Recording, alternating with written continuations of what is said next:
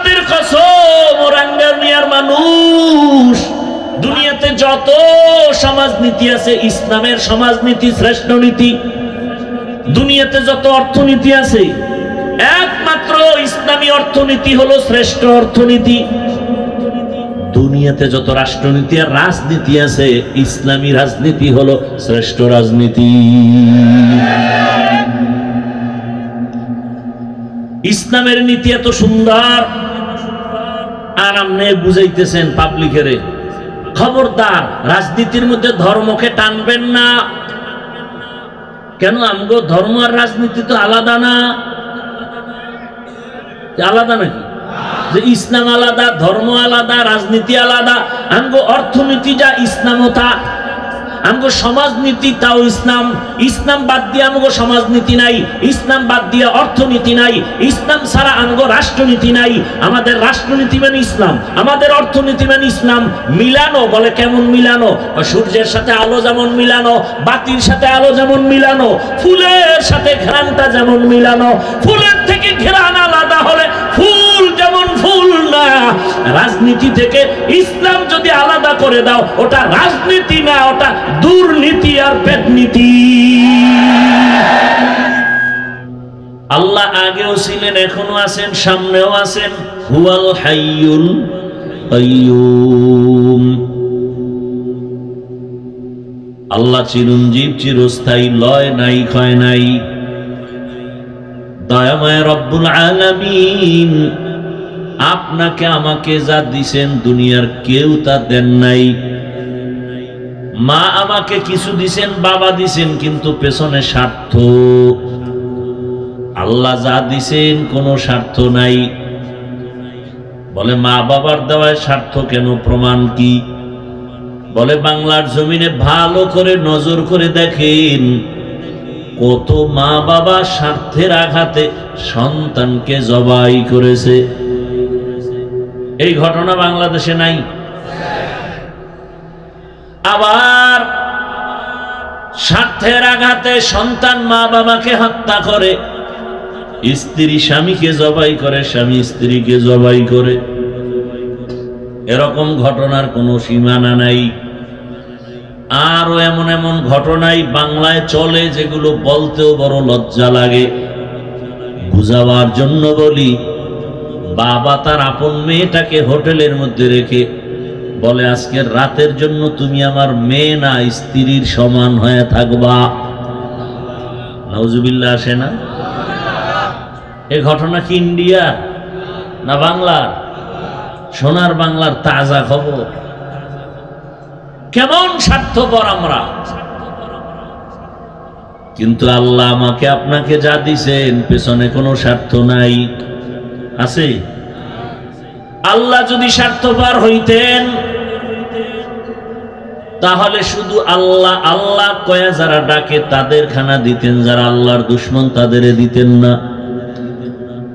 কিন্তু আমার আল্লাহ এমন দয়ার মালিক, মুমিনেরা যেই পানি ব্যবহার করবা বেঈমানেরাও সেই পানি ব্যবহার করো, স্বাধীনতা দিলাম। মুমিন যেই নদীর মাছ খাওয়ার স্বাধীনতা পাবে, বেঈমানও সেই নদীর মাছ ভক্ষণ করার স্বাধীনতা পাবে। মুমিন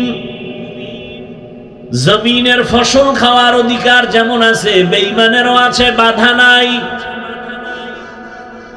মুমিন যেই গাছের ফল ভক্ষণ করবে, বেঈমানেরাও সেই গাছের ফল খাবে, বাধা নাই।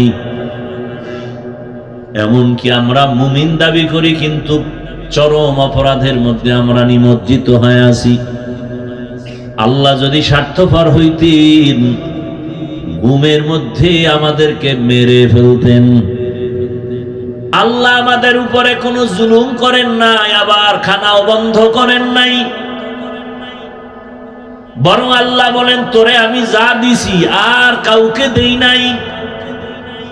পিপিলিকার খানাও আমি দেই, জঙ্গলের হাজারো প্রাণীর খানাও আমি দেই, উড়ন্ত পাখির খানাও আমি দেই, নদীর মধ্যে হাজারো কোটি ধরনের মাছের খানাও আমি দেই। বান্দা তোর খানাও আমি দেই, তবে তোর খানার মতো পিওর সুস্বাদু খানা আর কাউকে দেওয়া হয় না। দুনিয়ার সব প্রাণীরা চলতে রাস্তা আছে, সাপ রাস্তা দিয়া চলে, ব্যাঙ রাস্তা দিয়া চলে, পিপিলিকাও চলার রাস্তা আছে না? মানুষ তোর রাস্তাটা কিন্তু বিশ্ব রোড, বড় দামি, পিওর, পবিত্র।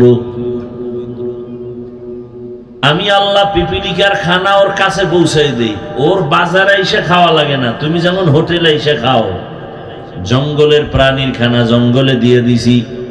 আমি আল্লাহ এর নিয়ম করি না যে সকাল 8টায় আইসা রাঙ্গুনিয়া বাজারে গিয়ে তোমরা জঙ্গলের প্রাণীরা নাস্তা খাইয়ে আসবা, এরকম কোন আইন আছে? বরং তোমার কাছে খানা পৌঁছায় দিলাম। সমুদ্রের মাছ, সমুদ্রে থাকো, ওখানে খানা দিয়া দিলাম, তোমার ওখান থেকে উঠিয়া অন্য কোথাও যাওয়ার প্রয়োজন নাই। এবার আমাকে বলেন, পিপিলিকার খানা যে আল্লাহ দিতেছেন, জঙ্গলের প্রাণীর খানা, নদীর মাছের খানা আল্লাহ দেন, ওরা দামি না আমরা দামি? কি তাহলে আমাকে খানা তো আমাকে ঘরে দিয়ে যাওয়ার কথা, আমরা কেন এত মামলা হামলা দৌড়াদৌড়ি করি?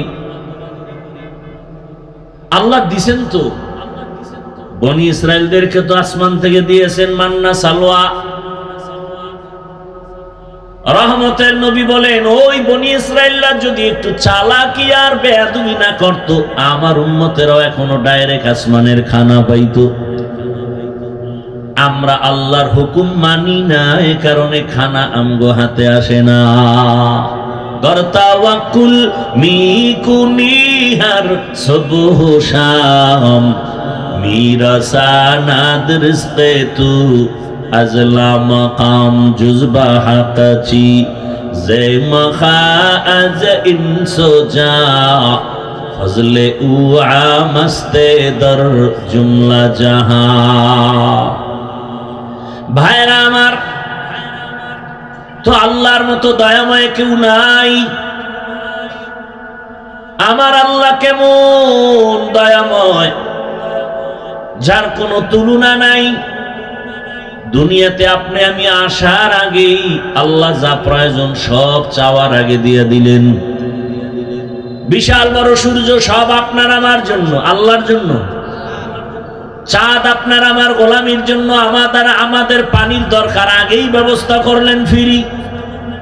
ও বান্দা, তোর বাতাসের প্রয়োজন, আগে আমি বাতাস সৃষ্টি করে ফ্রি দিয়ে দিলাম। তোমার আরামের জন্য অন্ধকার দরকার, আমি রাতের অন্ধকার ঘুমের জন্য দিয়ে দিলাম। ঘুমাইতে তোর বালিশ লাগবে, বালিশটা কেমনে বানাবি? আমি আল্লাহ সে তুলাও গাছের মধ্যে দিয়ে দিলাম। কে দিছেন? না সরকার? আল্লাহ দিয়ে দিলেন। ও বান্দা, তুই যখন মায়ের গর্ভে আসছো, মাও জানে বাচ্চা গর্ভে, বাবাও জানে, কিন্তু একদিনও মা বাবা পেরেশানি নেয় না যে বাচ্চা দুনিয়াতে আসিয়া খাবে কি। একটা মা বাবার কোনো চিন্তা নাই। আমি কেমন দয়ার রব, তুই দুনিয়াতে আসার আগে আগে তোর মায়ের বুকে খানার আয়োজন করেছি। দুনিয়ার মানুষ ফ্লাক্স বানায়, গরম পানি রাখে, গরম চা রাখে, গরম দুধ রাখে, বলে কতক্ষণ গরম থাকবে, বলে 24 ঘন্টার বেশি কোম্পানি গ্যারান্টি দেয় না, তাও থাকে না। আর আমি আল্লাহ কেমন কুদরতের ফ্লাক্স বানাইছি। বাচ্চা বড় হয়েছে, সুজি খায়, মা সুজি পাকাইতে গিয়া চিনি লাগে, লবণ লাগে, দুধ লাগে, পানি লাগে, আগুন লাগে, পাত্র লাগে, এরপরে সুজি পাকায়, পাকায় আবার ফ্যানের বাতাসে ঠান্ডা করে, 2-3 মিনিট বাচ্চাকে দিয়া আবার ঢেকে রাখে। 2-4 ঘন্টা হয়ে গেলে সুজি ফালায় দেয়। কেউ, মা সুজি ফালায় দিলা কেন? বলে এই সুজি বাচ্চার পেটে গেলে পেট নষ্ট হবে। আল্লাহ বলে, তাকায় দেখ আমি কেমন কুদরতের মালিক। আমি আল্লাহ তোর জন্য দুনিয়াতে আসার সাথে সাথে কি খাবি ওই খানার আয়োজন করলাম। এমন সুন্দর দুধ যেখানে কোনো চিনির দরকার নাই, লবণ লাগবে না, গরম করা লাগবে না, ফ্যানের বাতাস দিয়া ঠান্ডা করা লাগবে না, পানিও লাগবে না। আমি আল্লাহ এমন তোর খানার ব্যবস্থা করেছি, 8 ঘন্টার 12 ঘন্টা না, 2 বছর পর্যন্ত মায়ের দুধ পান করবি, 1 সেকেন্ডের জন্য নষ্ট হবে না। কাদের কুদরত দারি বর কামাল, আন্তা রব্বি আন্তা হাসবি যুল জালাল, তুহি কাদের জলিলুল্লাহ জাহাদার, বহর হালে তুহি মেরা নিগাহদার।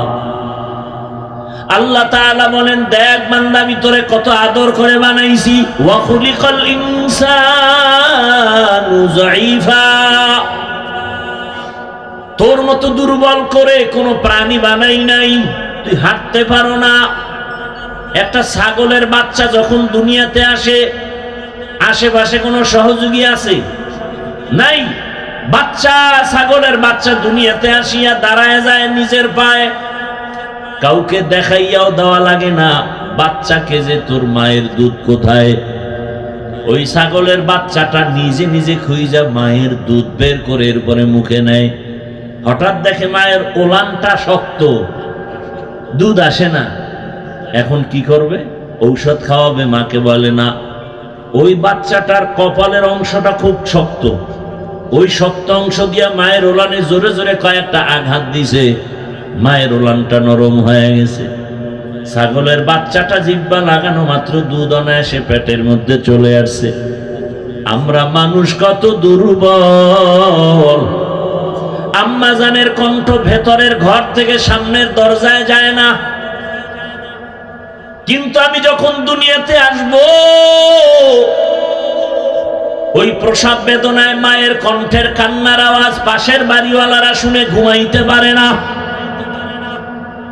আমার আম্মা জান একা না, পাশে আমার দাদি নানি সহযোগিতার জন্য বসে আছে, আর বুঝায় কাঁদিও না। আম্মা জানের কান্নার আওয়াজ, আশেপাশের মানুষ সব সজাগ, এতটা অসহায়। মা শুধু কাঁদতেছে, চোখের পানি ঝরতেছে। এক পর্যায়ে আমার দাদি নানিকে সরায় বলে, সরো, আমার স্বামীকে 1 মিনিট আমার পাশে আসতে দাও। আব্বা জানের আয়সা আসাইয়া আনাইয়া হাতটা ধইরা, কেউ নাই, আম্মা জান মা বাবার হাতটা ধইরা চোখের পানি ছেড়ে কাঁদে আর বলে, ও আমার স্বামী। মা বাবার আদরের ঘর ছাড়িয়া আমি তোমার ঘরে আসছি, এত বছর সংসার করছি, মনের মতো খেদমত করতে পারি নাই। ও স্বামী, আমারে মাফ করে দাও, আমি বাঁচবো না, তুমি আমার উপরে দাবি রাখবা না। বাবায় বলে, বলো কি? বলে, হ্যাঁ, তুমি বুঝো না, আমার প্রসব বেদনাটা 7 আসমান মাথার উপরে চেপে রাখা বোঝা, আমি বরদাস্ত করতে পারি না, আমি সহ্য করতে পারি না। কত নারীরা বাচ্চা প্রসবকালে দুনিয়া থেকে বিদায় হয়ে গেছে, আমার অন্তর বলে আমি মরে যাব, দয়া করে আমারে মাফ করে দাও। আব্বা জান ওখান থেকে আমার মাকে সান্ত্বনা দিয়া ওযু বানাইয়া সেজদায় গিয়া কাঁদে, হে মালিক, আমার বাচ্চাটারেও তুমি হেফাজত করো, আমার স্ত্রীকেও হেফাজত করো। ও আল্লাহর বান্দারা, আমরা কতটা দুর্বল। প্রসব বেদনার কষ্ট কিচ্ছু না, খালি প্রসব বেদনার মায়ের কষ্ট এই 1000 ভাগের 1 ভাগ। তুমি যদি চামড়া খুইলা জুতা বানাও, আম্মা জানের প্রসব বেদনার ঋণ আদায় করা যাবে না। জীবনের মূল কষ্ট মায়ের প্রসব বেদনা, 7 আসমান 7 জমিন তখন মায়েরই মাথায়। জীবনের মূল কষ্ট মায়ের প্রসব বেদনা, 7 আসমান 7 জমিন তখন মায়েরি মাথায়। আমার সুন্দর মুখ দেখে মায়ের, আমার সুন্দর মুখ দেখে মায়ের ব্যথা যায় দেয় হাসাইয়া।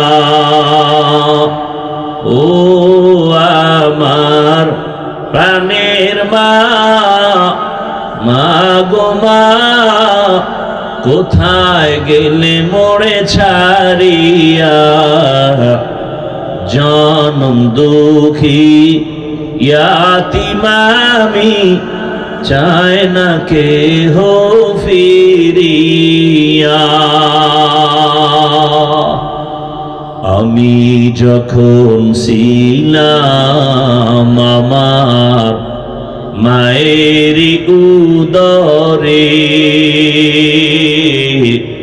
চলাফেরা করলেন যে মায়, কত কষ্ট করে।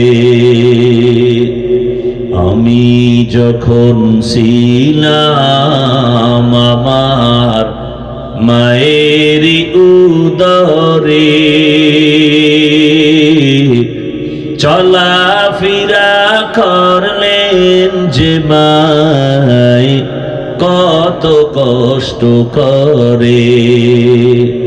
এমন মাকে কেমনে আজি, এমন মাকে কেমনে আজি যাব আমি ভুলিয়া। ও আমার প্রাণের মা, মা গো মা, কোথায় গেলে মোরে ছাড়িয়া? জনম দুঃখী ইয়াতীম আমি, চায় না কেহ ফিরিয়া। মাগো আমি ইয়াতীম বলে সবাই দেয় তাড়াইয়া, দুঃখের সাথে দিন কাটাই মা, পেটে ক্ষুধা নিয়া। মাগো আমি ইয়াতীম বলে সবাই দেয় তাড়াইয়া, দুঃখের সাথে দিন কাটাই মা, পেটে ক্ষুধা নিয়া। ঘুমের মাঝে মাকে দেখে, ঘুমের মাঝে মাকে দেখে, কেন্দে দেই বুক ভাসাইয়া। ও আমার প্রাণের মা, মা গো মা, কোথায় গেলে মোরে ছাড়িয়া? জনম দুঃখী ইয়াতীম আমি, চায় না কেহ ফিরিয়া। খেদমতে মা দরপে দর কুল সুবহ শাম, তাকে বাসি দর্দ আলম নেক নাম। আল্লাহ তাআলা বলেন, বান্দা আমি আল্লাহর পরেই তো মা বাবার ইবাদত আর খেদমতের জন্য আমি অর্ডার করেছি। ওই মা বাবার খেদমত করো, কারণ ওই মা বাবার অবদান তুমি কোনোদিন অস্বীকার করতে পারবে না রে বাবা। মা বাবার চোখের পানি আর দোয়া আজ তোমার এত সম্মান।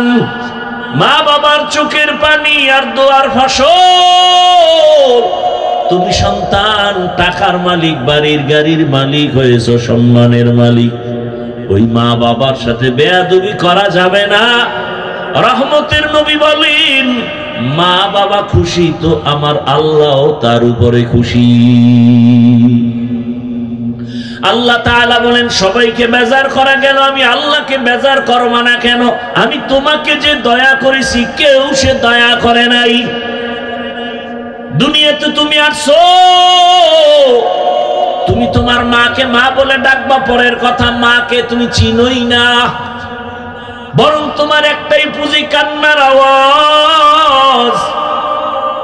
দুনিয়াতে আসার পর একটা বাচ্চা শুধু কান্নার আওয়াজ, পেটে ক্ষুধা লাগছে বলতে পারি না শুধু কান্নার আওয়াজ, বাথরুমে যাব বলতে পারি না কান্নার আওয়াজ, গরম লাগতেছে বাতাসের প্রয়োজন বলতে পারি না কান্নার আওয়াজ। বাচ্চার শুধু কান্না কান্না কান্না। ওই কান্নার মধ্যেই যেন বাচ্চা বুঝায় আমার এখন বাথরুমের দরকার, কান্নার ভেতর থেকেই যেন বাচ্চা বুঝায় আমার এখন ঘুমের দরকার, বিছানা দাও। কেউ বুঝে না ওর কান্নার ভাষা। আমার আল্লাহ মায়ের মধ্যে একটা রাডার লাগায় দিয়েছেন চুম্বকের মতো, বাচ্চার কান্না দিয়া কখন কি চায় বাবাও বুঝে না, শুধু মায়ে বুঝে। বাচ্চাটারে খানা খাওয়াই দিছে, সুজি খাওয়াই দিছে, এখনো কাঁদতেছে। 5 মিনিট পরে বাবা কয় বাচ্চা কাঁদে কেন, খানা দাও। মা বলে 5 মিনিট আগে খানা দিলাম, আবার কিসের খানা? কথা কাঁদে কেন? মা বলে বাচ্চা ঘুমের আগে কাঁদে, সেই কান্না চলতেছে। আল্লাহ বলেন তোর মাই জানে তোর কান্নার ভাষা কেমন, বাবাও বুঝে না। আমি আল্লাহ তোর কান্নার পুঁজি দিয়া মায়ের থেকে সব দাবি আদায় করে দিলাম। বলতে পারো না মা খানা দাও, কান্নার আওয়াজ দিয়ে সব আশা পূরণ করেছো। ওই কান্নাটা ধরে রাখ, তোর মায়ের থেকে 99 গুণ মায়া আমি আল্লাহর বেশি। একটা বাচ্চা যদি কান্না করে মায়ের মোহাব্বত কেড়ে নিয়ে সব দাবি আদায় করে, আমি আল্লাহর কাছেও যদি ওই কান্নাটা দিয়া চাইতে পারো, আমি তোর কান্নার ভাষা বুঝা তোর দাবি কেন আদায় করব না? ওই কান্না ধরে রাখ, কারণ কান্না বড় দামি এক সম্পদ। কান্না দেখলে এমন কোন মানুষ নাই যার দয়া হয় না। সন্তানের কান্না মা বাবার দয়া, ছাত্রের কান্না শিক্ষকের দয়া। ওই মায়া দয়ার তুলনায় আমি আল্লাহর মায়া তো অনেক বেশি। তুমি কান্নাটা ধরে রাখো, আমি আল্লাহ তোমার সব চাহিদা পূরণ করব। এখন তো কান্না নাই, কেউ কান্নার বয়ানও নাই। কেউ কান্না করলে মানুষ তার দিকে তাকায় হাসে, বলে দেখ লজ্জা নাই কেমনে কান্না করে।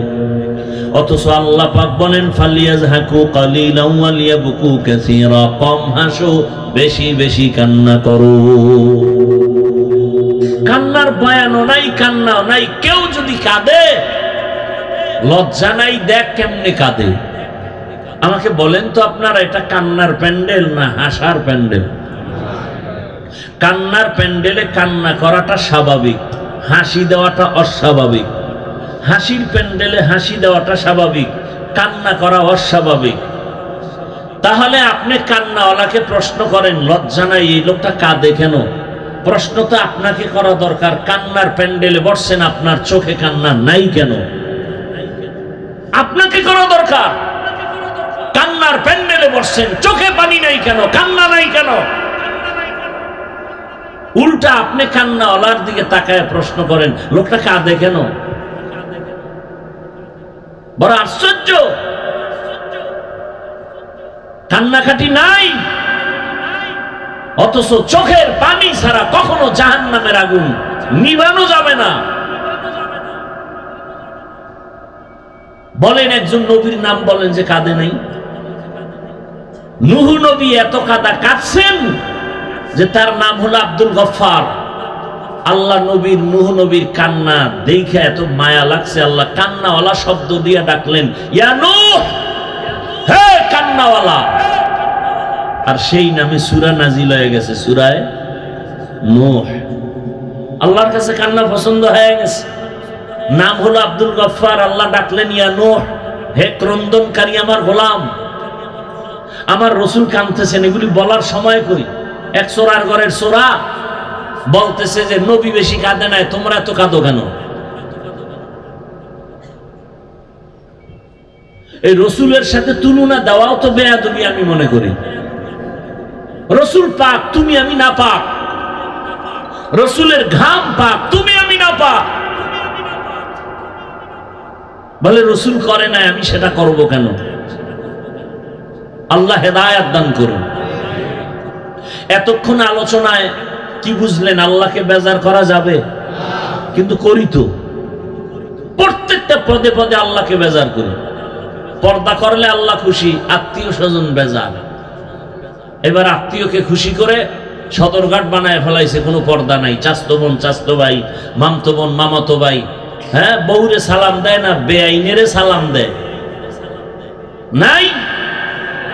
স্ত্রীকে সালাম দেয় না, শালীকে সালাম দেয়, আছে না নাই?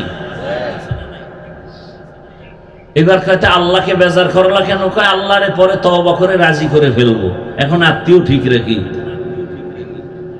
এরকম প্রত্যেকটা পদক্ষেপ আমরা আল্লাহকে বেজার করে চলতেছি।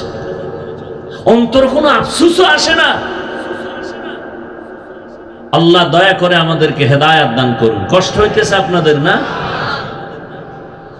কি বয়ান করলে আপনাদের মন ঠিক থাকবে বুঝে আসে না। আসলে কি সব কপাল, সব কি হেদায়েতের মালিক আমি না আল্লাহ? আমার কথায় কি হেদায়েত হবে? আরে ভাই আমি কি? মক্কা মদিনার ইমামও বাদ দেন, স্বয়ং রসুলের বয়ানে কালেমা কপালে আসে না। কারণ হেদায়েতের চাবি কার হাতে? মাইয়াহদিল্লাহু ফাহুয়াল মুহতাদ ওয়া মান ইউদ্লিল ফালান তাজিদা লাহু ওয়ালিয়াম মুরশিদা। আল্লাহ যাকে কবুল করবেন সে হেদায়েতের মালা গলায় পরবে, আর যার কপাল বড় খারাপ হেদায়েত পাবে দূরের কথা, হেদায়েত পাওয়ার কোনো মুর্শিদও পাবে না, পথ প্রদর্শক পাবে না। কপাল কত খারাপ! যেই রসুলের চেহারা মোবারকে মোহাব্বতের নজর দিবে জাহান্নামের আগুন হারাম। যেই রসুলের চেহারার দিকে এক নজর দিবে পেটের ক্ষুধা নিবারণ হয়ে যাবে। কেমন মায়ার নবী আমার! যেই রহমতের নবী যেখানে কদম দেয় সেখান থেকে মিশকের ঘরাণ। রহমতের নবী, কেমন মায়ার নবী আমার! যেই রসুলের দিয়ে তাকাইলে পূর্ণিমার চাঁদের আলোটাও দুর্বল হয়ে যায়। সেই রসুলকে একবার আর দুইবার না 13 বছর দেখলো, বয়ান শুনলো, পাশে বসে খানা খাইলো, কিন্তু কালেমা কপালে আসলো না। এত বড় বেঈমানের নাম জানেননি? কথা বলেন কি নাম?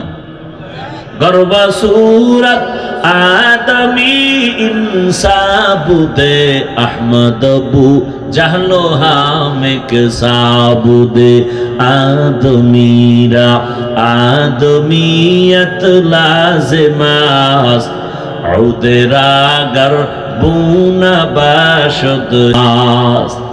13 বছর বয়ান শূন্য, কালেমা কপালে আসে না, এর নাম কপাল। অন্যদিকে 27 বছরের একটা যুবক তরবারি নিয়ে দৌড়ায় রসুলকে জবাই করবে। কয় বছরের? 27 বছরের যুবক তরবারি নিয়ে যায় নবীকে জবাই করবে।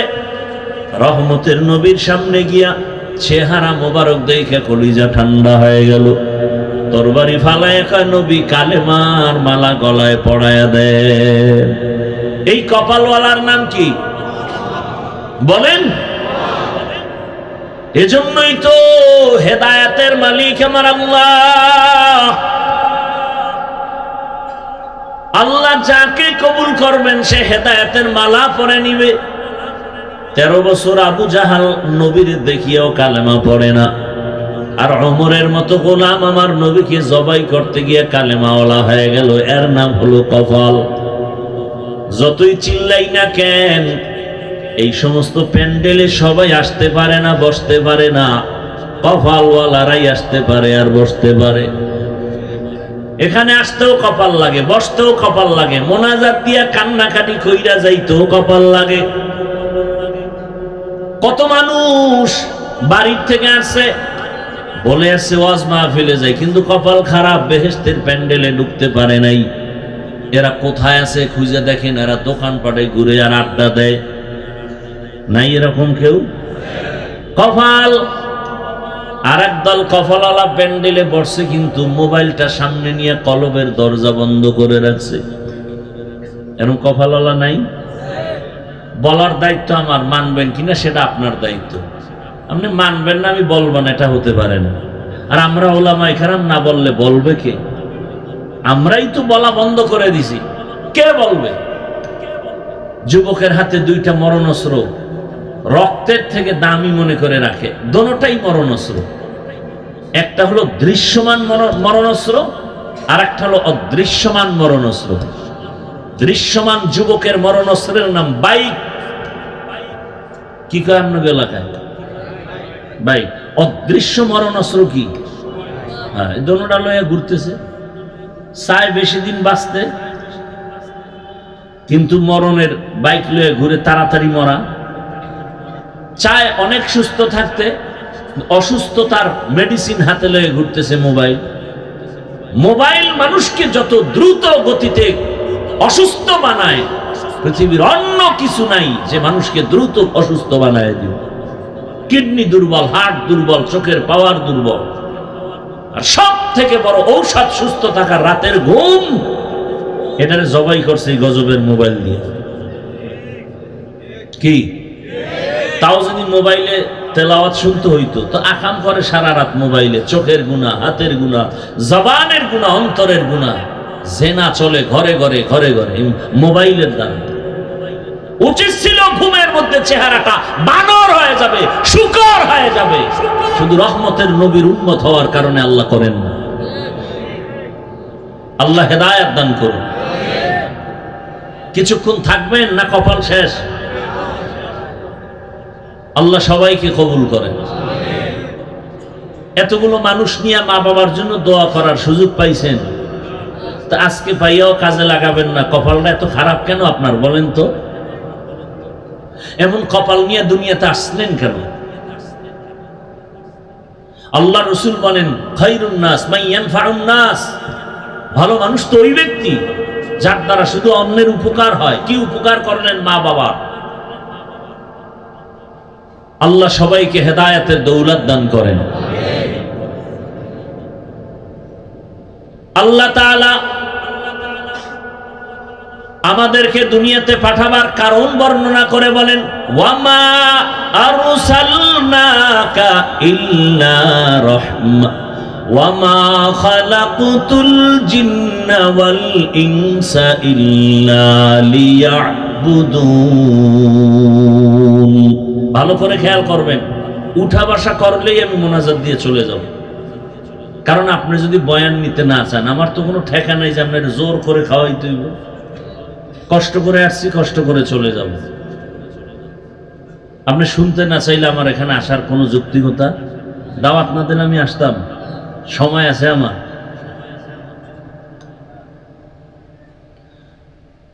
আল্লাহ আমাদেরকে হেদায়েতের দৌলত দান করেন।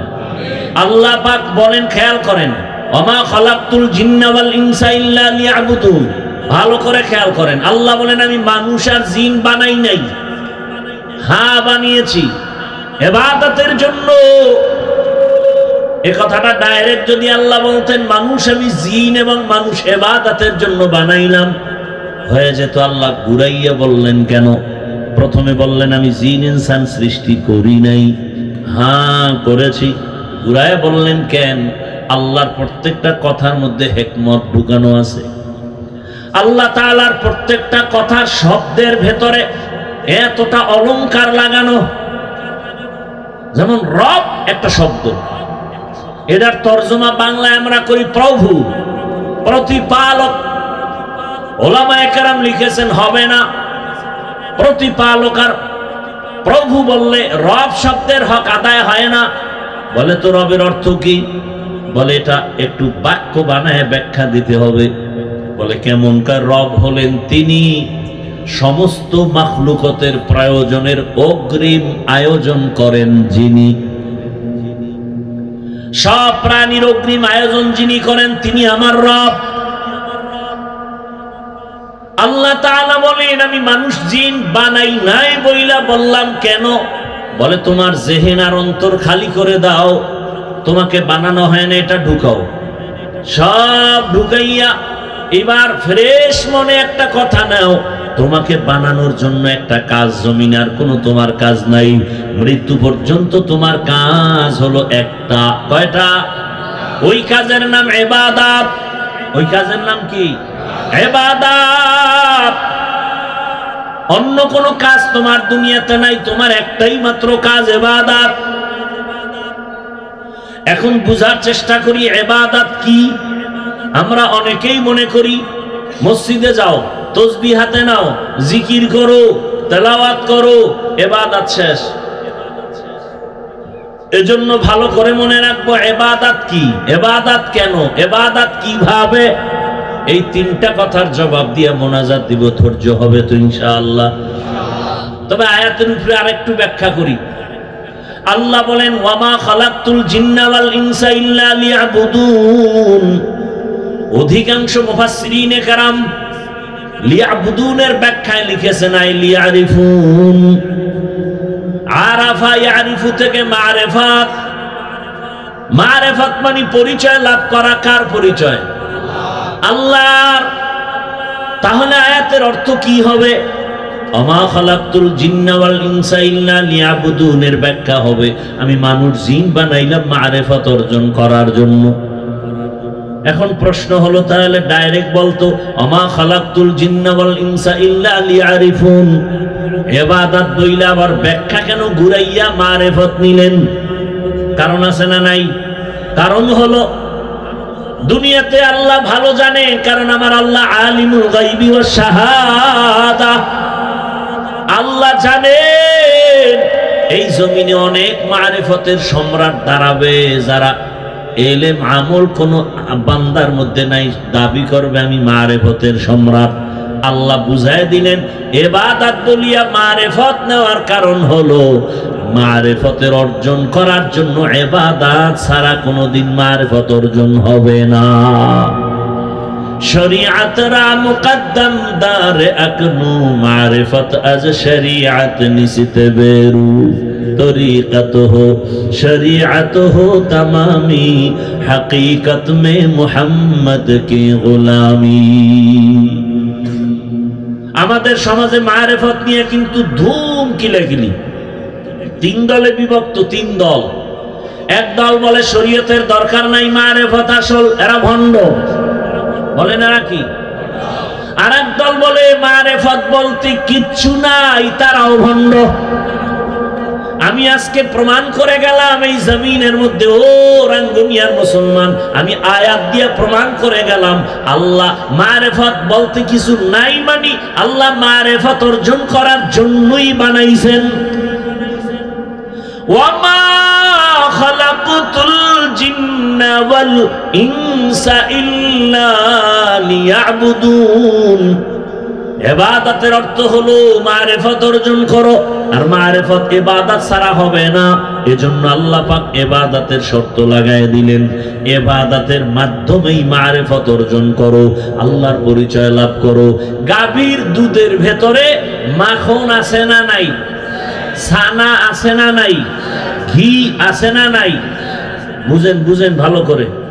আচ্ছা, এখানে 20 কেজি দুধ একটা পাত্রে রাখলাম, আর মাইকে বলে দিলাম ভাই আমার এই গাভীর 20 কেজি দুধের মধ্যে মাখন আছে, ঘি আছে, ছানা আছে। বিশ্বাস করবেন? করবেন না? দুধের মধ্যে মাখন নাই। আচ্ছা, একজন বোকা মানুষ বলতেছে সত্যি হুজুর? হ্যাঁ সত্যি। উনি হাত দিয়ে খুঁজতেছে 20 কেজি দুধের মধ্যে হুজুরে বলছে মাখন আছে, ঘি আছে, ছানা আছে। হাত দিয়ে খুঁজে টুইজা ঘাম ছুটায় ফেলাইছে, এক টুকরা মাখন পায় নাই। পাবে? ঘি পাবে, ছানা পাবে, তার মানে কি দুধের মধ্যে নাই? আছে। আচ্ছা, আপনারা আছে কথাটা কত % সত্য বলেন? এই যে খুঁজে দেখে নাই। বলে এভাবে হবে না, মুজাহাদা করা লাগবে, মেহনত করো তো বের হবে। দুধের মধ্যে মেহনত চালাও। বলে কেমনে মেহনত চালাবা?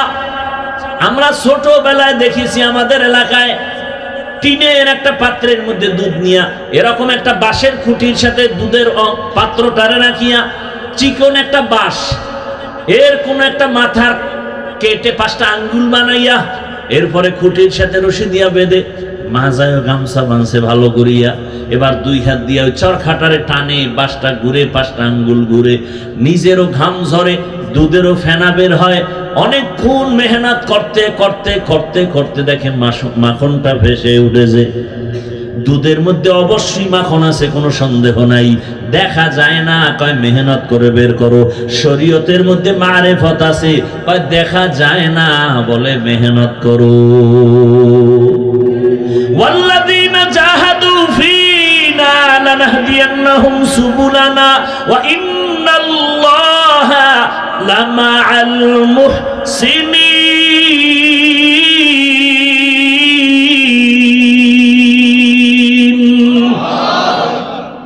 মেহনত করো, মুজাহাদা করো, শরীয়তের মধ্যে তুমি মেহনত চালাও, ইখলাসের মেহনত, দৌড়াইতে থাকো।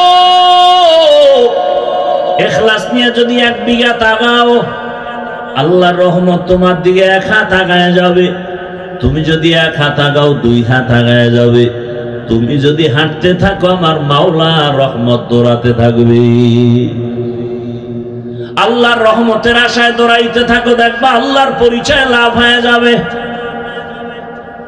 অতএব শরীয়ত ছাড়া, ইবাদত ছাড়া মারেফত পাওয়া যাবে। যারা আমল করে না, নামাজ নাই, রোজা নাই, তারা যদি মারেফতের সম্রাট দাবি করে, ওরা মারেফতের সম্রাট না। একজনে বলছে ওরা মরার পথের সম্রাট। মারেফত অর্জন হলে সে কখনো গুনাহ করবে না। আল্লাহর রহমতের আশা, আল্লাহকে দেখতে চাও, আল্লাহর ঘ্রাণ তুমি পেতে চাও, আল্লাহর মোহাব্বতের ঘ্রাণ তোমার মধ্যে আসবে। তুমি মেহনত চালাও ইখলাসের উপরে, এক সময় দেখবা তোমার নাকের মধ্যে আমার মালিকের কুদরতের ঘ্রাণ। এটা বুঝারও তো মানুষ নাই, বলারও মানুষ নাই, বিরোধিতার মানুষের অভাব নেই। খবর আল্লাহর ঘ্রাণ কি? আল্লাহর আমার ঘ্রাণ কি? তেরা আয়না आलो में रंग बू है जिधर दिखता हो उधर तू ही तू है। तेरा आईना आलो में रंग बू है जिधर दिखता हो उधर तू ही तू है। আল্লাহ দেখবা কেমনে? আল্লাহ দেখার আয়না লাগবে। কোন কোন আমাদের আহলুল্লাহ বলছেন আল্লাহর কোরআন হলো আমার আল্লাহ দেখার আয়না। আমার আল্লাহকে যদি দেখতে চাও, ডাইরেক্ট দেখবা না, তবে তার কুদরতের ঘেরান। বলে কেমনে দেখবা? বলে এই সুন্দর বিল্ডিংটা এত সুন্দর, বলে বুঝলি কি? কয় বুঝলাম, ইঞ্জিনিয়ার বড় সুন্দর। ইঞ্জিনিয়ার তোর সাথে মোলাকাত আছে নি? কয় না। সুন্দর বললি কেমনে? কয় তার বানানো বিল্ডিং প্রমাণ করলো। আল্লাহ কয় আমারে দেখতে চাও, আমার আসমানের দিয়ে তাকা। আসমান এত সুন্দর, বানানেওয়ালা আরো কত সুন্দর। এই যে একটা প্যান্ডেল বানাইছেন, কতগুলো খুঁটি লাগাইছেন প্যান্ডেল ঠিক রাখার জন্য। ডেকোরেটর ওয়ালারা পারেন আমার নাক বরাবর আর একটা খুঁটি মারে। কি? যত খুঁটি তত মজবুত।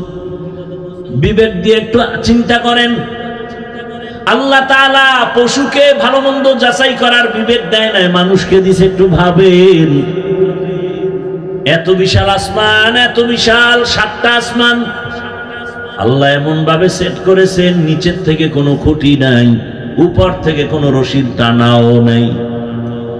সূর্যটা দিয়ে তাকায় দেখেন কত সুন্দর। চিন্তা করেন যিনি বানাইছেন তিনি আরো কত সুন্দর। তেরা আয়না आलो में रंग बू है जिधर दिखता हो उधर तू ही तू है। ভাইরা আমার আল্লাহর মুহাব্বত আর মারিফত অর্জন করো।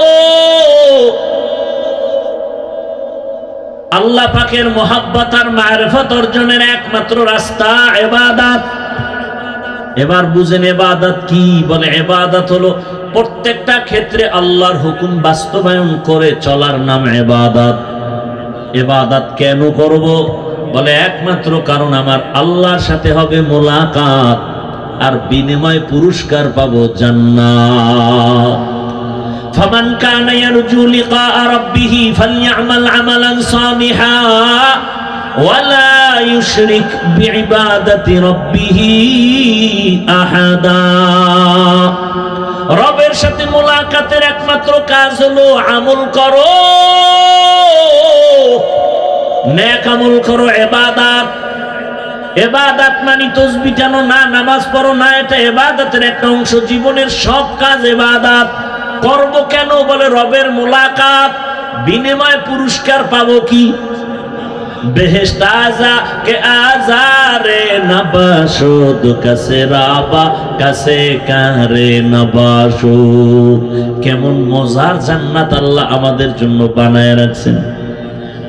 আল্লাহ যারে জান্নাত দিবেন তারে মরার আগে জান্নাতের চেহারাটা দেখায় দিবেন। এরে নবীর আশিক যুবক, ও পর্দার আড়ালের আম্মা জানেরা, বোনেরা, ও বৃদ্ধ বাবাজিরা, কয়দিন দুনিয়ার রং তামাশায় ঘুরবা?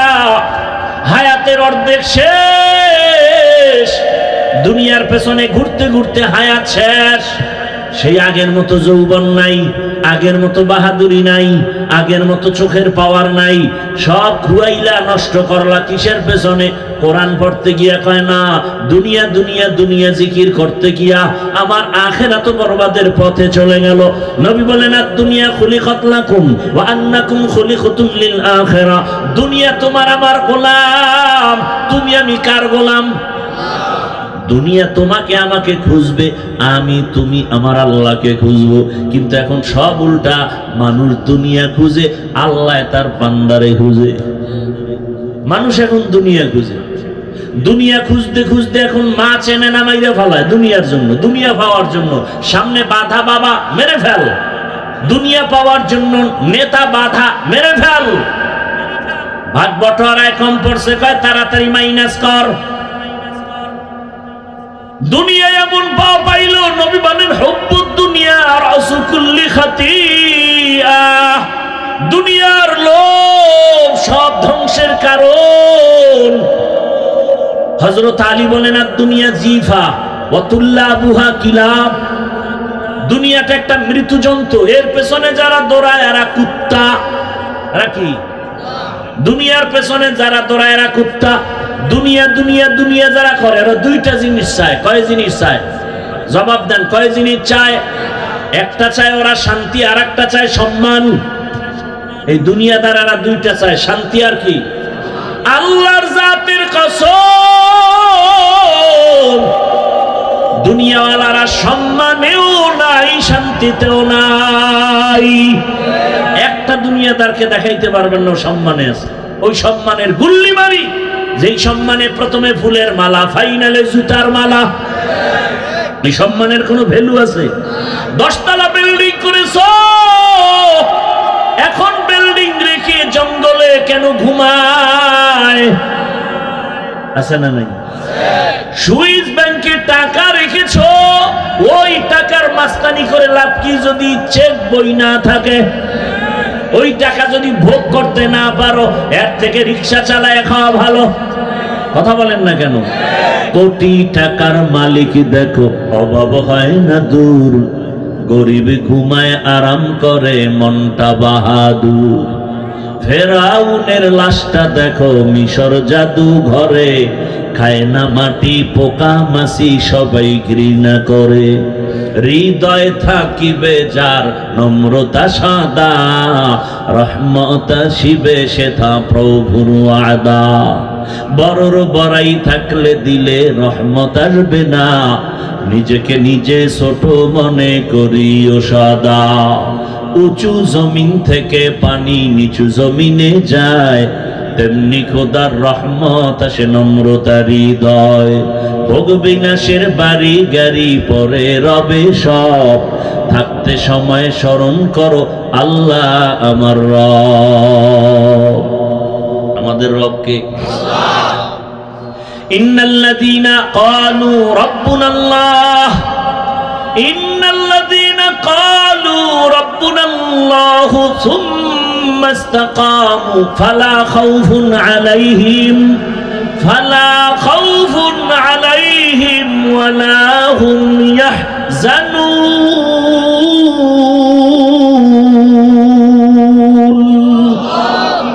আল্লাহ বলেন যারা আমাকে রব বলে স্বীকার করবে এর উপরে মজবুত হয়ে চলবে আমি তাকে বিনা হিসাবে জান্নাত দিয়ে দিব।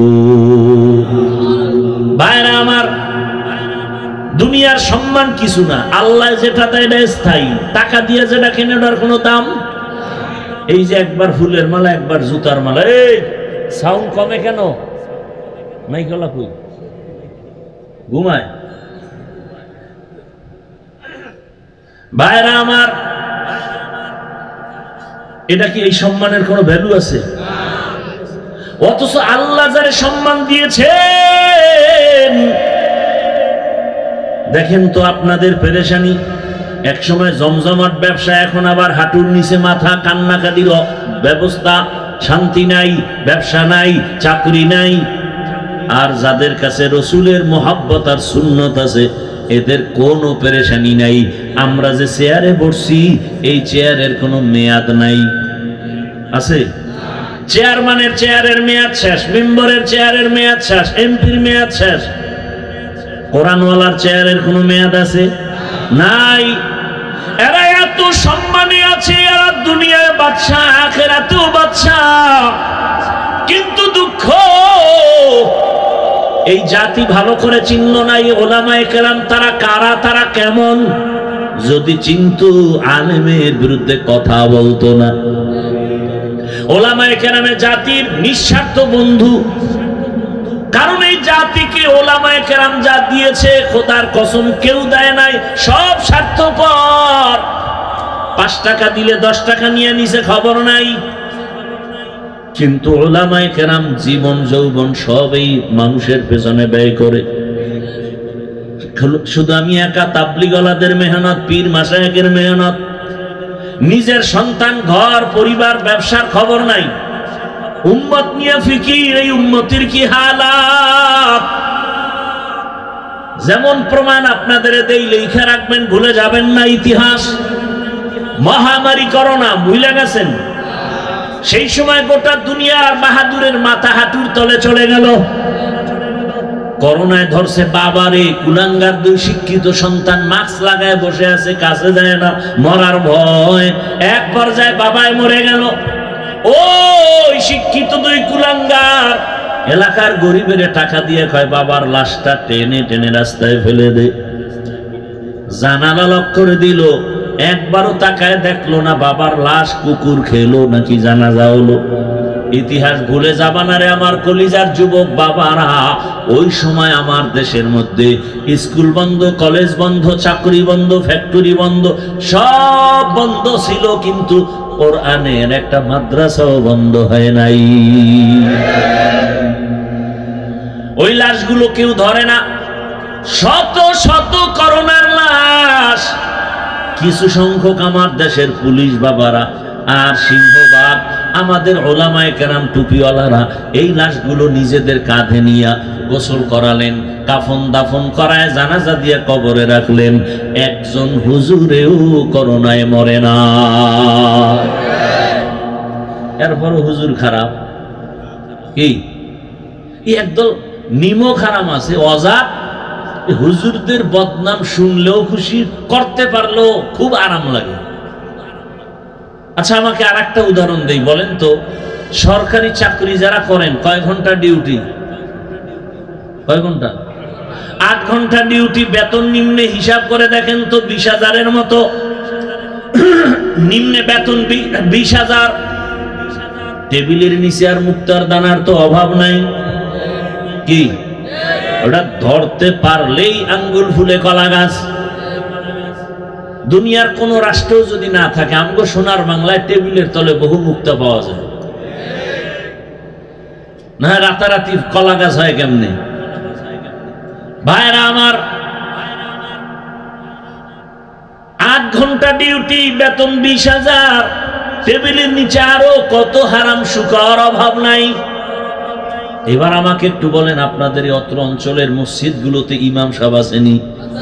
তাদের ডিউটি কত ঘন্টা বলেন? বেতন দেন কত? একটু বিবেকের প্রশ্ন করেন তো, এর থেকে জুলুম দুনিয়া তার কি হতে পারে? 24 ঘন্টা ডিউটি করে এক ইমাম, বেতন দেন 5-7 হাজার, তাও আবার বাকি। তাও কি আবার ইমাম সাহেবের রাখে রিমান্ডে, জোহরের নামাজে নাই, আসরের সময় রিক্সার ড্রাইভার কয় হুজুর গেছিলেন কই? হুজুর কয় তোমার এত পাওয়ার কেন? কে তুমি? কয় রিক্সা চালাই। বলে এত পাওয়ার কেন? বলে মাসে 5 টাকা বেতন দেই। এরকম বেয়াদব আছে না নাই? সভাপতি 100 টাকা দেয়, সেক্রেটারি সাহেব সভাপতির থেকেও ধনী, সে দেয় মাত্র 50। কেন তুমি বেশি দিতে পারো না? কয় সভাপতির থেকে বেশি দিলে বেয়াদবি হবে। এত কিছু করার পরেও কোন ইমাম কি কমিটির সাথে মুসল্লির সাথে রাগ করে? জুমায় বলছেনি, আজকের জুমায় বলছেনি এই বেতন 30,000 না করলে আসর থেকে সূরাগুলো উল্টা পড়া হবে? বলছে? বরং মোনাজাত দিয়েই দোয়া করে, হে আল্লাহ এলাকায় শান্তি দাও, ব্যবসায় বরকত দাও, কবরওয়ালাদের মাফ করো, অসুস্থ রোগীরে সুস্থ বানাও।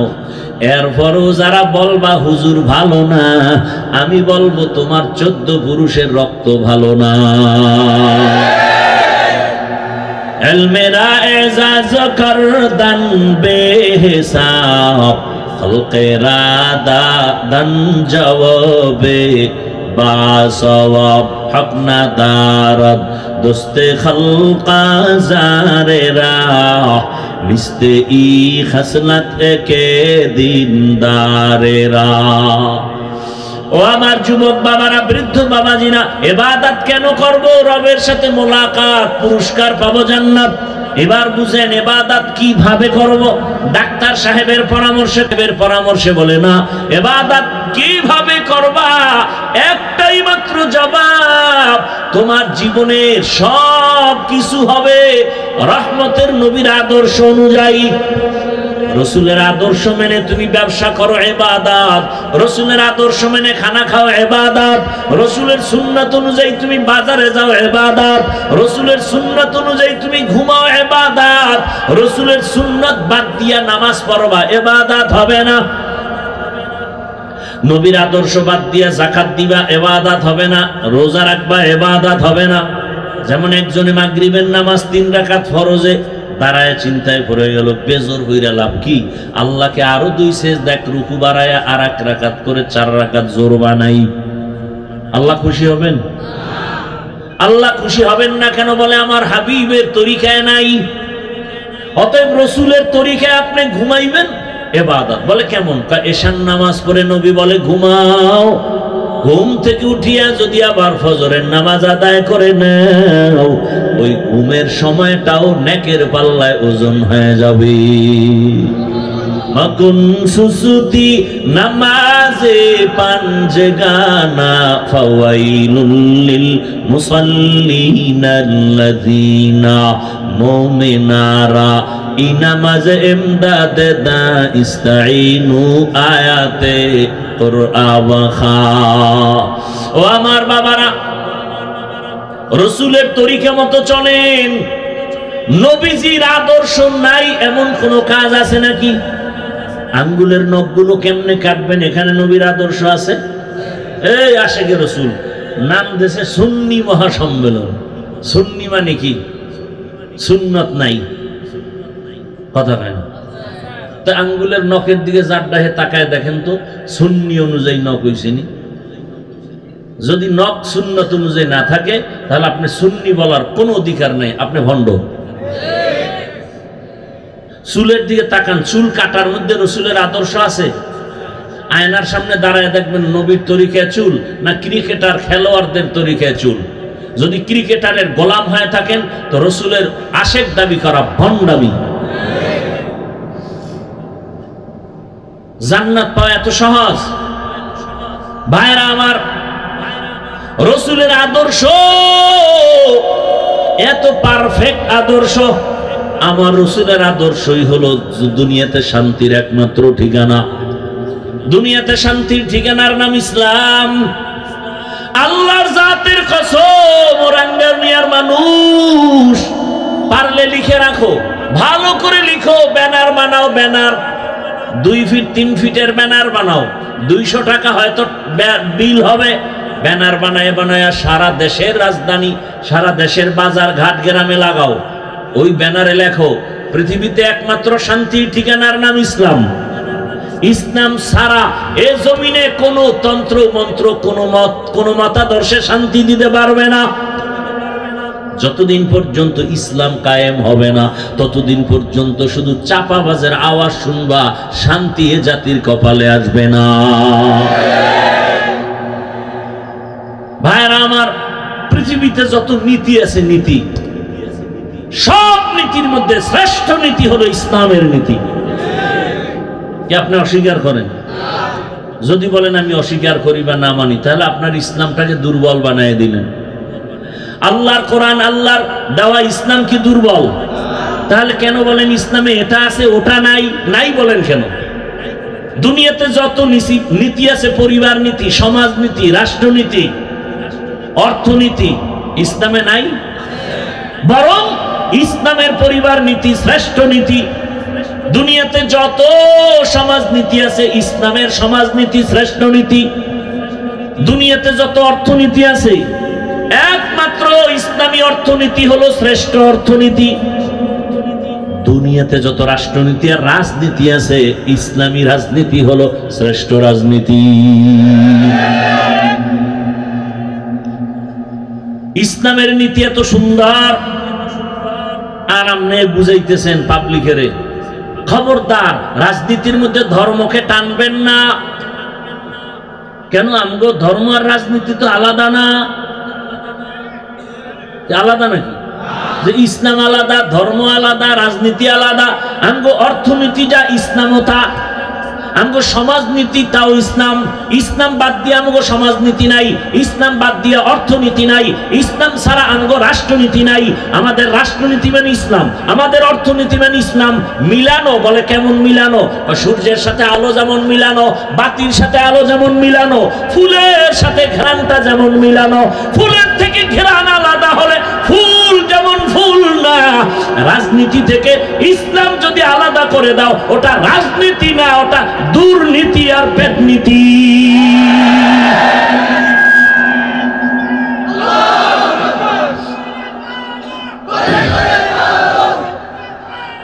ভাইরা আমার, ভালো করে বুঝার চেষ্টা করেন। আল্লাহর ইসলাম আমার দুর্বল না। আপনি যদি বলেন ইসলামে এটা আছে ওটা নাই, তার মানে আপনি ইসলামটাকে দুর্বল বানায় দিলেন। আমার ইসলাম তো চ্যালেঞ্জ করার ইসলাম, দুর্বল কেন? ইসলামটারে দুর্বল করবেন না। ভাই, এখানে বহু লোক, শুরুতেই বলছিলাম, অনেকে নামাজ আমরা পড়ি না, নাই? মাঝে মাঝে পড়ে, মাঝে মাঝে পড়ি না, আসি না? নাই? ভালো করে খেয়াল করেন, পয়েন্টটা মনে রাখবেন। নামাজ না পড়া এক জিনিস, নামাজ পছন্দ না করা আরেকটা জিনিস। বলে আরেকটা কি? যে নামাজ পড়ে না সে মুমিন, যে নামাজ পছন্দ করে না সে বেঈমান। ব্যবধান আছে না নাই? বুঝবো কেমনে? জিগাইলাম, এই ভাই নামাজ পড়ো না কেন? হুজুর চেষ্টা করি, মাঝে মাঝে পড়ি, পারি না, দোয়া করবেন, আরো চেষ্টা করব, মুমিন। আর এই বেচারা বলে, ভাই নামাজ পড়ো না কেন? না পড়লে অসুবিধা কি? তাজা বেঈমান। আপনি দাড়ি রাখেন না, ঝগড়া নাই, আপনি মুমিন, পারলে বুঝাবো, গালি দিব না। কিন্তু যদি দাড়ির বিরোধিতা করেন, আপনার সাথে আর কোনো ছাড় দেওয়ার সুযোগ নাই। আপনি পর্দা করেন না, ঝগড়া নাই, আপনি মুমিন, পারলে বুঝাবো। কিন্তু যদি পর্দা নামের বিধানকে বলেন পছন্দ করি না, ছাড় দেওয়া যাবে না।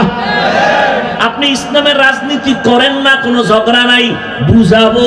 কিন্তু যদি বিরোধিতা করেন, কোনো ছাড় নাই।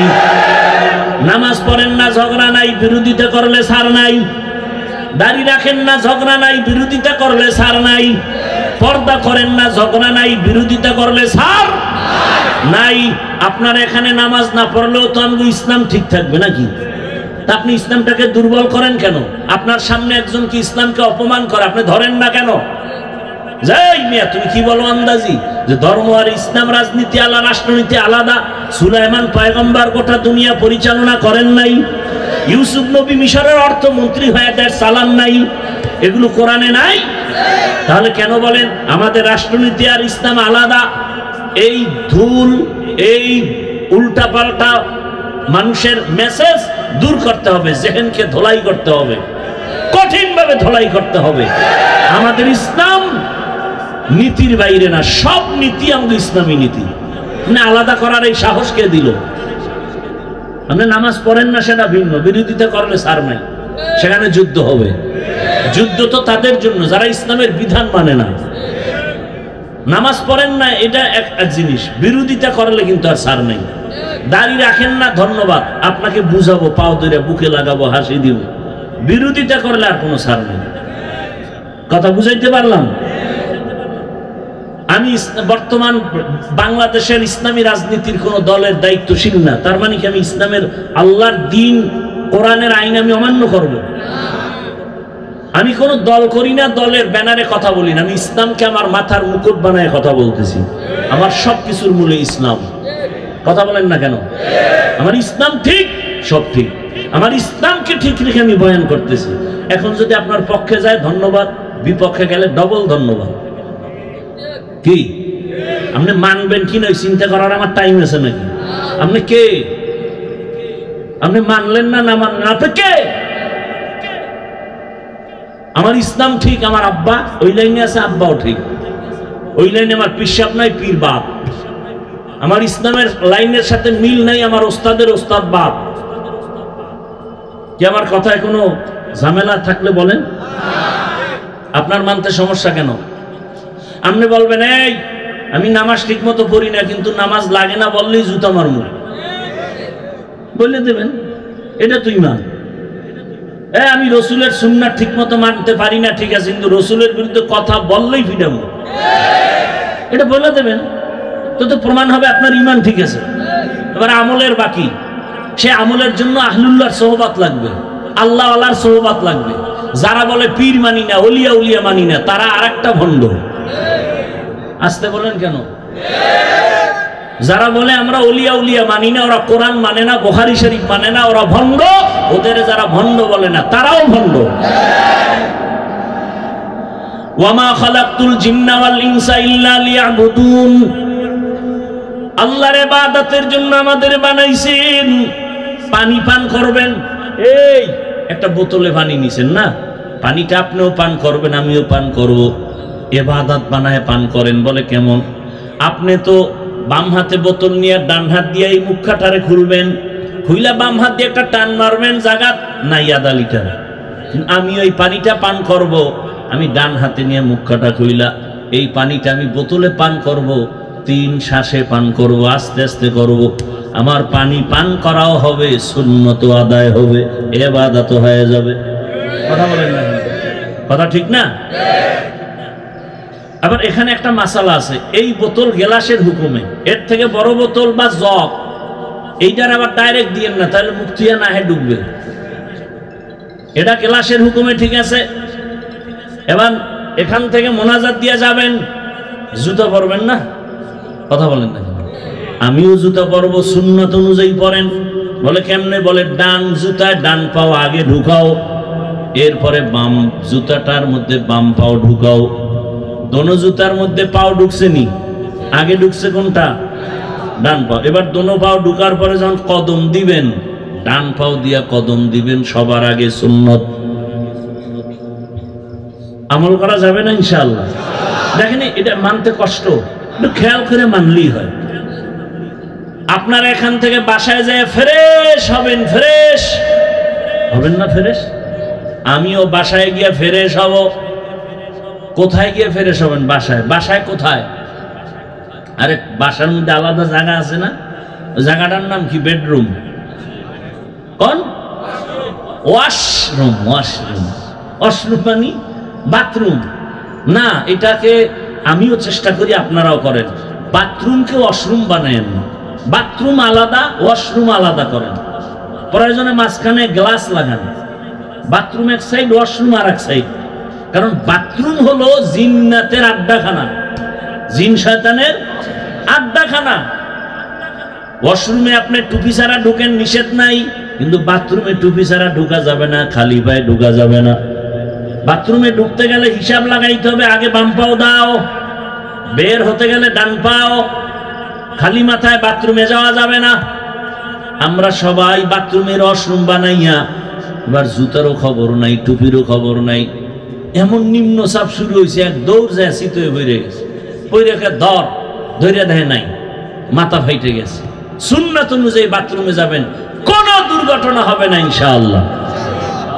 বাথরুমে কোন পাও দিয়ে ঢুকবেন? না লাফ দিয়ে দোনো ভাও একসাথে দিবেন? বাম পা দিয়া ঢুকবেন, ডান পা দিয়া বের হবেন। নবী বলেন বাথরুমে ঢুইকা বাম পায়ের উপরে ভর করে বসবে, এটা সুন্নত। বাথরুমে গিয়ে বসবেন না খাড়ায় থাকবেন? বসেন কিনা এটাও তো চেয়ার বাইর হইছে না, চেয়ারের মধ্যে বয়ে বইয়া বাস আরামে কামও সারবে, পত্রিকাও ভরবে। আল্লাহ হেদায়াত দান করে। হায় হায়, তাহলে বাম পা দিয়ে ঢুকবেন, ডান পা দিয়ে বের হবেন, বাম পায়ের উপরে বসবেন, হাঁটুর উপরে কাপড় উঠানো যাবে না। মক্কার বেঈমান রাখায় তঙ্গ নবী কেমন নবী, বাথরুমের নিয়ম শিখায়। রহমতের নবী সাহাবায়ে কেরাম বলে আমগো নবী এমন নবী, পানি ব্যবহারেরও নিয়ম শিখায়। বাথরুমে গিয়া কেমনে বসবো নবী তাও শিখাইছেন, পানি খরচ করব কিভাবে তাও রাসূল শিখাইছেন। খানা খাইতে বসবেন, লোকমাটা কেমনে দিবেন নবী তাও শিখাইছেন। খানা খাইতে বসো, সুন্নাত অনুযায়ী দোনো হাতের কবজা ধুইয়া লও। এটার কি বলেন আপনারা? দোনো হাতের কবজা ধুইয়া খাইতে বসবেন সুন্নাত।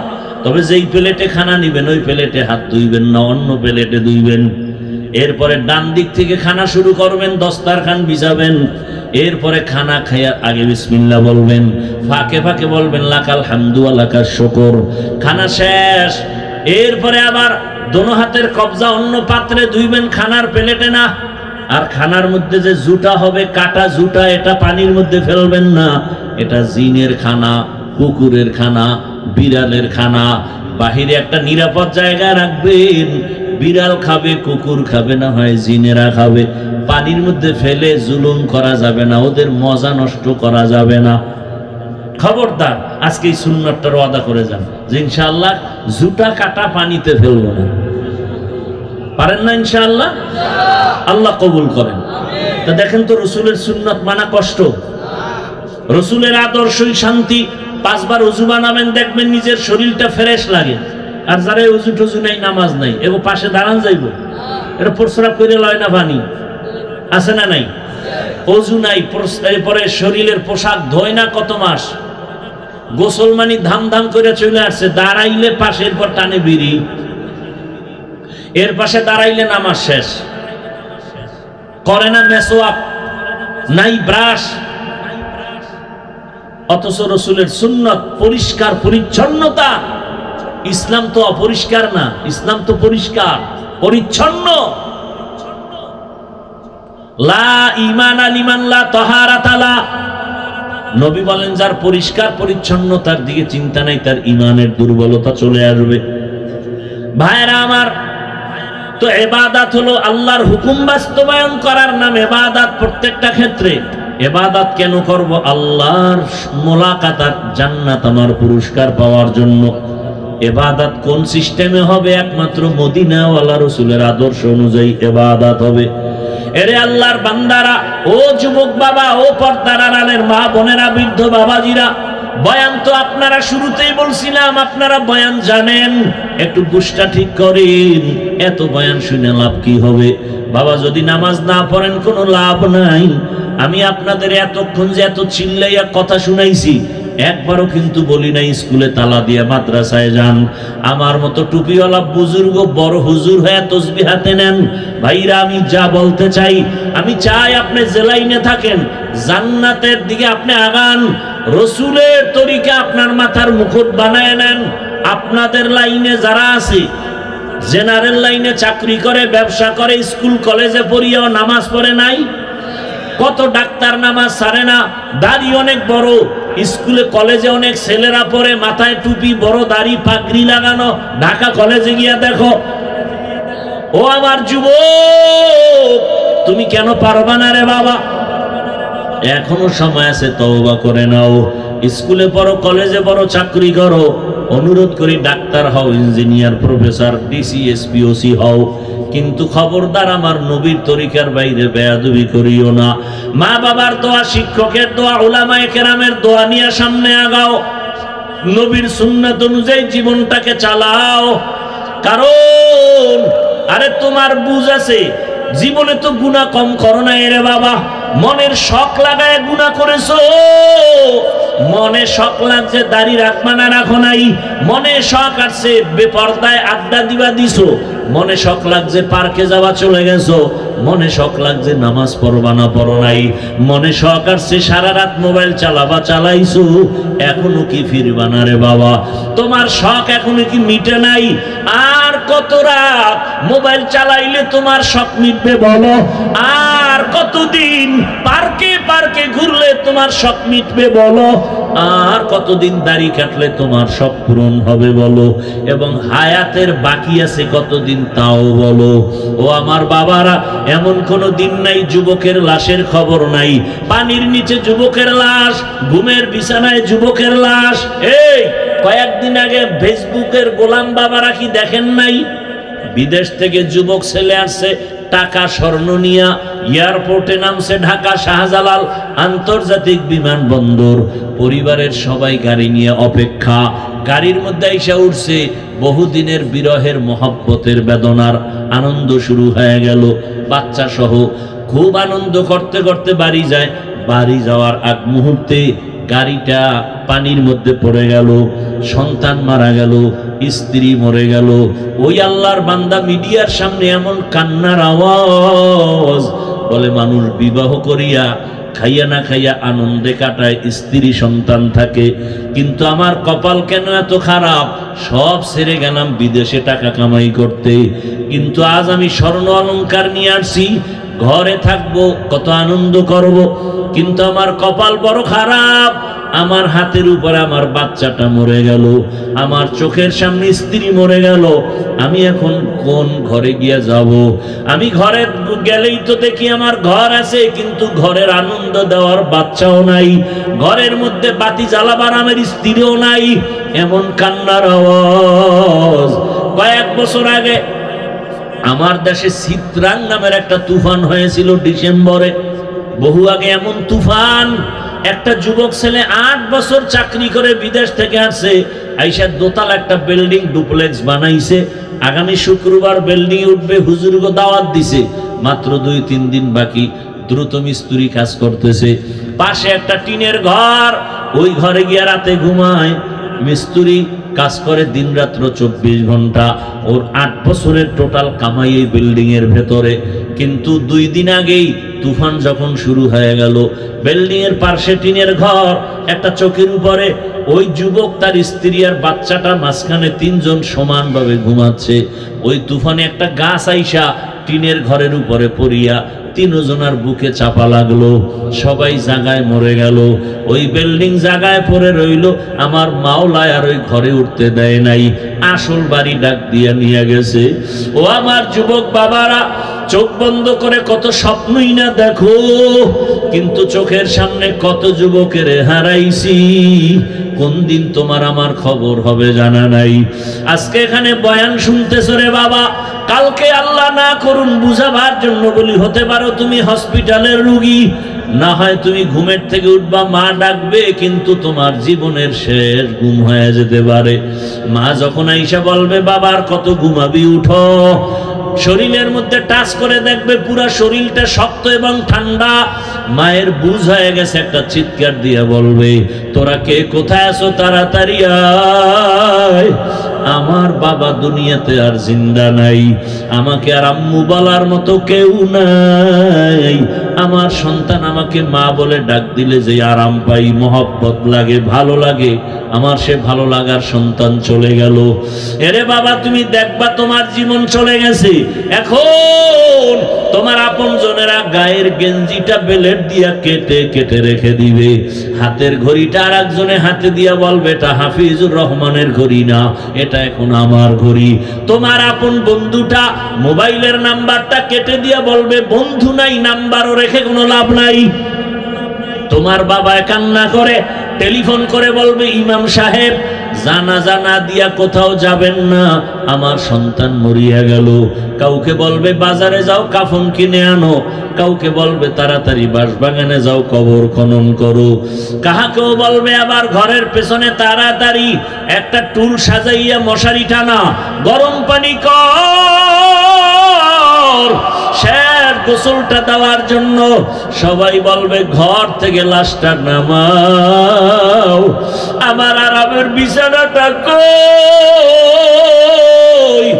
আরামের বিছানা থেকে টেনে টেনে নামাইয়া ওই খাটের উপরে শোয়াইয়া গরম পানি দিয়া গোসল করাইয়া কাফন পরাবে।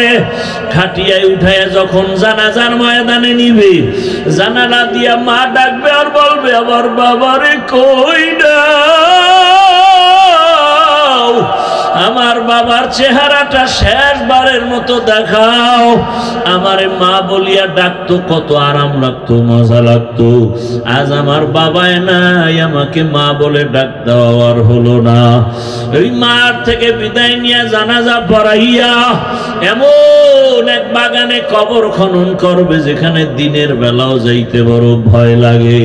ওই কবরে রাখার পরে মাটি দিয়া সবাই যখন চলে যাবে, দুইজন ফেরেশতা প্রশ্ন করার জন্য হাজির হবে। ও আল্লাহর বান্দারা, তিনটা প্রশ্ন সবার বেলায়, রবের পরিচয় দাও, ধর্মের পরিচয় দাও, রহমতের নবীর পরিচয় দাও। ওই প্রশ্নের জবাব যারা দিতে পারবে, আমার আল্লাহ কুদরতি আওয়াজ দিয়া বলবেন, এর কবর জান্নাতের বিছানা দিয়া দাও, জান্নাতের সাথে রাস্তা খুলে দাও। কিন্তু জানি না কি হালাত হবে যারা বেনামাজি হইয়া কবরের দিকে রওনা দিলাম। আজরাইল আসিয়া ধাক্কা দিয়া যখন নিয়ে যাবে, যদি বেনামাজি হালাতে রুহুটা চলে যায়, গুনাহ অবস্থায় চলে যায়, ওই কবরে যখন রেখে সবাই বিদায় নিবে, প্রশ্ন যখন হবে, নাফরমান বেনামাজি গুনাহগারেরা জবাব দিতে পারবে না, বারবার বলবে হা হা লা আদরি, আফসোস আমি কিছুই জানি না, কিছুই জানি না। রহমতের নবী বলেন গাইবী আওয়াজ, আমার আল্লাহ বলবে, রে ফেরেশতা, এই নাফরমানের ধর, এরে দুনিয়াতে আমি কম সুযোগ দেই নাই। আমার দেওয়া পানি, আমার দেওয়া সূর্যের আলো, চাঁদের আলো, জমিনের ফসল, গাছের ফল সব ভোগ করলো, কিন্তু আমার হুকুম মতো নামাজ আদায় করে নাই। এখন আর দেরি করা যাবে না, কবরের সাথে জাহান্নামের সাথে রাস্তা বানায় দাও। আল্লাহ বলবে, রে কবরের মাটি, এই নাফরমান গুনাহগারের দুই দিক থেকে জোরে জোরে চাপ দাও। এত জোরে চাপ দিবে পাজরের হাড় চুরমার হয়ে যাবে। ও আল্লাহর বান্দারা, রহমতের নবীর কান্নার আওয়াজ, আমার নবীও কাঁদে, আমার উম্মতের কি উপায় হবে? ও আমার নবীর আশিক, এখনো কি তওবা করবা না রে বাবা? দুই ফোঁটা চোখের পানি ছেড়ে গুনার কথা স্মরণ করে আল্লাহর কাছে তওবা করো, ক্ষমা চাও, মনে মনে ডাকো আর বলো, হে মালিক, এই ময়দানে আমার মতো গুনাহগার কেউ নাই। ও আল্লাহ, আমার গুনার কারণে আমার হাত না পাক, আমার চোখ না পাক, আমার জিহ্বা না পাক, আমার অন্তর না পাক। আমার গুনার খবর আমার মা বাবা ভাই বোনেরা কেউ জানে না, যদি জানতো কেউ মায়ার নজরে দেখতো না। ও আল্লাহ, তুমি কেমন দয়ার মালিক, এত গুনাহ করেছি, তুমি দেখছো, তুমি জানো কোথায় কতটা গুনাহ করেছি। ও আল্লাহ, তুমি রাগ করিয়া কখনো পানিও বন্ধ করো নাই, খানা বন্ধ করো নাই, সম্মানের জায়গা থেকে ফালাইয়া দাও নাই। আজকে তওবার নিয়ত করে ফেললাম, আমার মতো বান্দা যদি জেনারেল লাইনে থাকিয়া নামাজ পড়ে, আমি কেন পারবো না? আমার মতো যুবক যদি চাকরি করে নামাজ পড়ে, ব্যবসা করে নামাজ পড়ে, বাড়ি করে নামাজ পড়ে, আমি কেন পারবো না? ও আল্লাহ, আমি তওবা করতেছি, আর দাড়ি কাটবো না, নামাজ ছাড়বো না, বেপরদায় চলবো না। ও পর্দার আড়ালের মা বোনেরা, আপনার মতো কত মা কত বোন এই এলাকায় আছে, পর্দা করে নামাজ পড়ে, মোবাইলে সময় নষ্ট করে না। আপনারা কেন পারেন না রে মা? এখনো সময় আছে, তওবা করেন।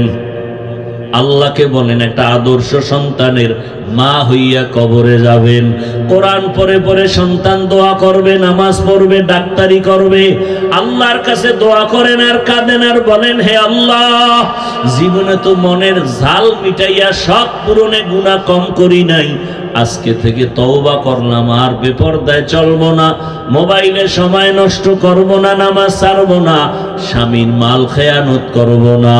ও যুবক বাবার, আমার মাওলার কাছে খাঁটি অন্তরে তওবা করো, আর কোনদিন মা বাবার সাথে বেয়াদবি করবা না। শিক্ষকের দোয়া নিয়া, ওলামায়ে কেরামের দোয়া পরামর্শ নিয়া নবীর আদর্শ মেনে চলবা, আর গুনার কাছেও যাবা না। তওবা করার মতো যদি অন্তর কারো তৈরি হয়, মুনাফিকি না থাকে, খাঁটি তওবার নিয়তে দুটো হাত আমার আল্লাহকে দেখায় দাও। আয় আল্লাহ, হাতগুলো কবুল করে নেন, তওবা কবুল করে নেন, তওবার উপরে মজবুত হইয়া চলার তৌফিক দান করেন, আমিন।